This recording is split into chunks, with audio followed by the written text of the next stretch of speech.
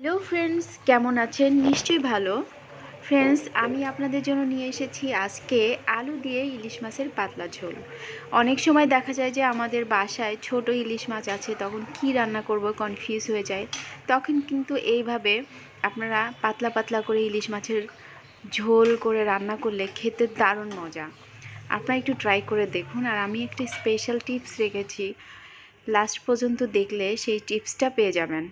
ফার্স্টে আমি লবণ হলুদ মাখিয়ে নিয়েছি মাছটা ছোট হলেও আবার ডিম হয়েছে একটু। আলু কেটে নিয়েছি, কিভাবে দেখতে পেলেন। আপনারা আপনাদের পছন্দ মতো সাইজ করে নেবেন আলু। জিরা ভেজে নিচ্ছি, ভেজে বেটে নিব। ভিউয়ার্স, প্যানে তেল দিয়ে দিচ্ছি। তেলটা গরম হয়ে গেলে তারপরেই মাছ ভাজতে হবে। তেল ভালো করে গরম হলে মাছ দিয়ে দিবেন। ভিউয়ার্স, মাছ একটু ভালো করে ভাজবেন যেন ফ্লেভারটা আসে, তাহলে কিন্তু আলু দিয়ে রান্না করলে বেশি টেস্ট হবে। কম ভাজবেন না, ঠিক এরকম করে ভাজতে হবে। মাছ ভাজি হয়ে গেছে, তুলে নিচ্ছি। দারুণ একটা স্মেল এসেছে। এই তেলের মধ্যে আরও একটু তেল অ্যাড করছি, জিরা ফোড়ন দিয়ে দিচ্ছি। এটা আপনারা চাইলে স্কিপ করতে পারেন, জিরা লাইক করলে দিবেন, গোটা জিরা। তারপর আলু দিয়ে দিচ্ছি। পেঁয়াজ রসুন আমি দিচ্ছি না, আমার কাছে মনে হয় ইলিশ মাছে পেঁয়াজ রসুন না দিলেই বেশি ভালো লাগে। আপনারা খেতে চাইলে তেলের উপরে পেঁয়াজ রসুন দিয়ে ভালো করে ভেজে তারপরে আলু দিয়ে তারপরের প্রসেসগুলো করতে পারেন। একটু লবণ দিলাম, জাস্ট আলু ভাজাতে যতটুকু লবণ লাগবে ততটুকুই দিলাম।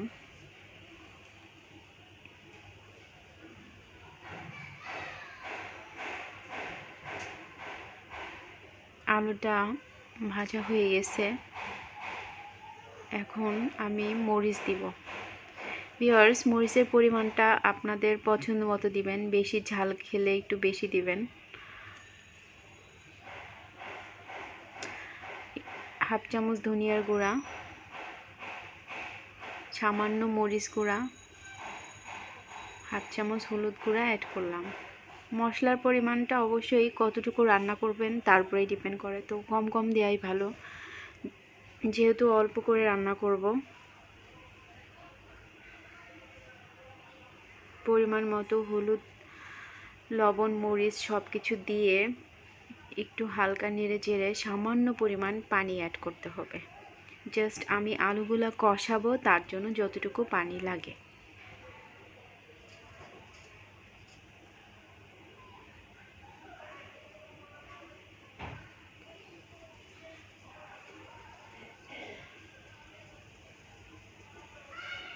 এখন আমি ঢেকে দিব, 5-6 মিনিট ঢেকে কষিয়ে নেব।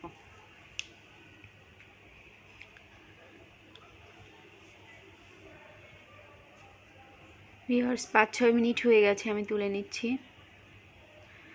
এখন তেল উঠে আসলে আমি পানি দিয়ে দিব।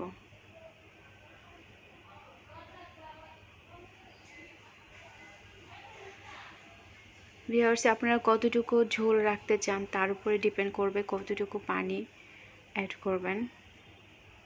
আমি একটু বেশি ঝোল রাখতে চাই, তাই একটু পরিমাণে বেশি পানি দিলাম। এখন আমি ঠিক 10-12 মিনিট জাল করব। আলুটা গলে যাওয়া পর্যন্ত জাল হতে থাকবে। ভিউয়ার্স, 10-15 এই সময় আমি হাফ চামচ লবণ দিয়ে দিচ্ছি। ভিউয়ার্স, 10 মিনিট জাল হওয়ার পরে যখন দেখবেন আলু গলে গেছে, তখনই ভাজা মাছগুলো দিয়ে দিবেন। ভিউয়ার্স, আমি এই পর্যায়ে মাছ দিয়ে দিচ্ছি। ভাজা মাছগুলোর পরে 5-7 মিনিট লাগবে আপনার তরকারিটা হতে। এখন শুধু মাছের ফ্লেভারটা অ্যাড হবে।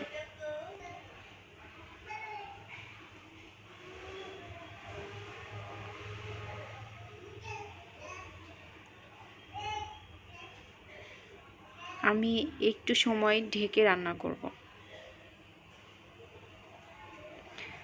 5 মিনিট হয়ে গেছে, তুলে নিচ্ছি। দেখেন রান্না কিন্তু অলমোস্ট শেষ। আমি যেহেতু কাঁচামরিচ ইউজ করেছি সেই ক্ষেত্রে কালারটা খুব বেশি আসে নাই, আর একটু ঝোল ঝোল রান্না করেছি। এটা কিন্তু খেতে খুবই হেলদি, আপনারা এভাবে ট্রাই করুন, খুব ভালো লাগবে। আমি এই ঝোলটাই উঠিয়ে আমি যে জিরা বেটে রেখেছি তার সাথে মিক্সড করে দেন তরকারির মধ্যে দিয়ে দিব। জিরা বেটে রেখেছিলাম তার মধ্যে একটু ঝোল উঠিয়ে মিক্সড করে দিয়ে দিচ্ছি। ভিউয়ার্স, এখন আমি একটা টিপস বলবো বলেছিলাম, সেটা হচ্ছে এই পর্যায়ে আপনি একটু সরিষার তেল দিতে পারেন, যেটা আপনার এই তরকারির স্বাদটা দ্বিগুণ করে দিবে। ভিউয়ার্স, এত সুন্দর একটা ফ্লেভার আসে যা আপনারা না ট্রাই করলে বুঝতে পারবেন না। তো আমি সামান্য পরিমাণ সরিষার তেল, কাঁচা সরিষার তেল দিয়ে দিচ্ছি।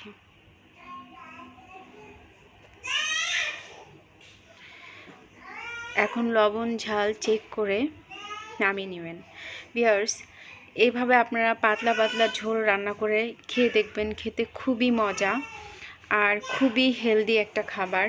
আশা করি আপনাদের খুব ভালো লাগবে।